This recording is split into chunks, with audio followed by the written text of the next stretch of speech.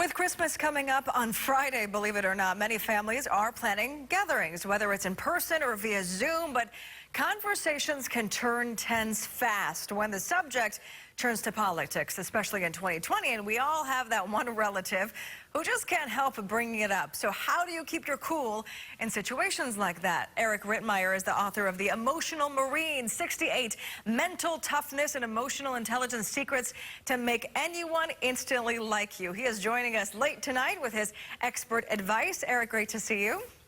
Sure, and thank you for having me. That's a long title, too. You killed it. Good job.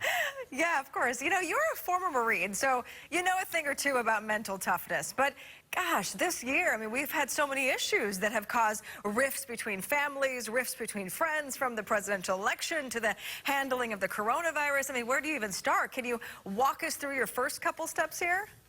Yeah, absolutely. That's the key, Sharon. I mean, we just live in this outrage culture right now. We're so upset with each other for no reason. I think the most critical piece of this is to really understand what mental toughness is all about. In 2 words, it's emotional control. It's not trying to suppress the emotion, not trying to turn it off. It's learning to control it. And we're emotional creatures. We're hardwired to feel first and think later. We have to remain in control of our emotions.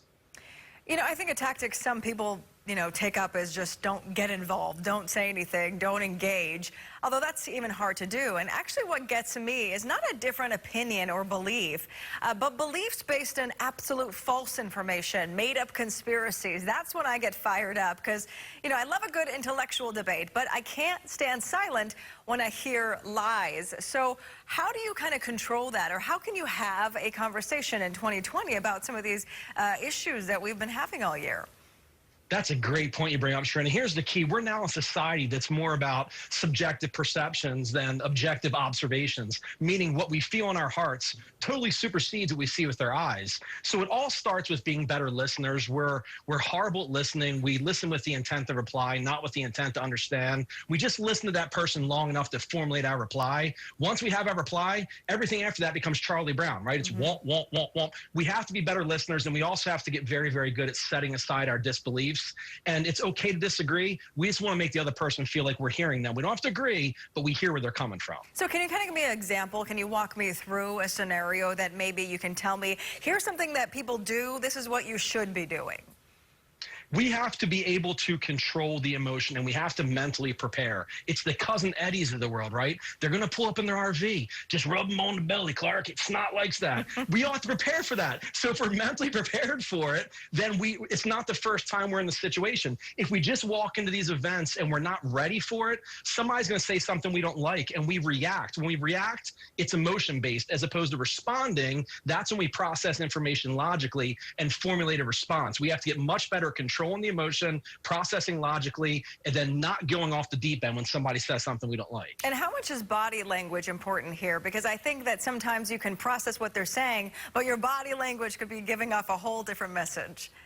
Yeah, it's that whole thing. I'm picking up what you're laying down, right? So you're right. You're exactly right. And what we have to understand, Sharon, is there's some people that are just coming there to poke the bear. If we're aware of that, we call this systematic desensitization. If we can systematically desensitize our brains and prepare ourselves for it, when they say those things, when they do those things, we can just, pass the potatoes. How's everybody doing? Kuna Matata. But if we're not prepared for it, we're going to have an emotion-based reaction. We're going to say things and do things that we're probably going to upset somebody and probably lose relationships. Yeah, we can't get through all your 68 steps, but, what I'm hearing from you is that we have to, again, have more control over our emotions, go into it with some kind of expectation, but also ultimately, is it just having respect for the other person and whether you agree with them or not?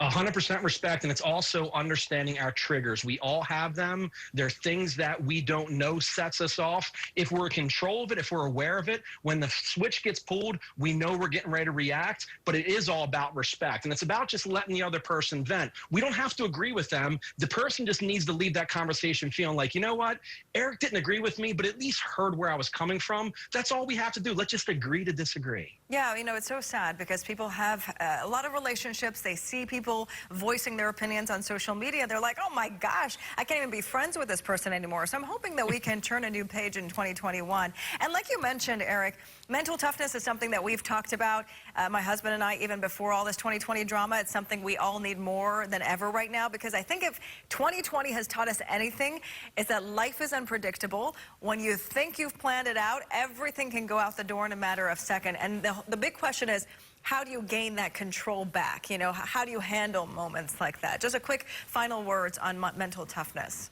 The secret to that is understanding that we have to control what we can control. We have 100% control over our thoughts. While we can't control what happens to us, we can control what happens within us. It's all about emotional control.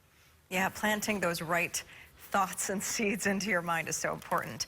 All right, author Eric Rittmeyer, thank you so much for staying up late with us and for your perspective. Happy holidays. Thank you, Sharon.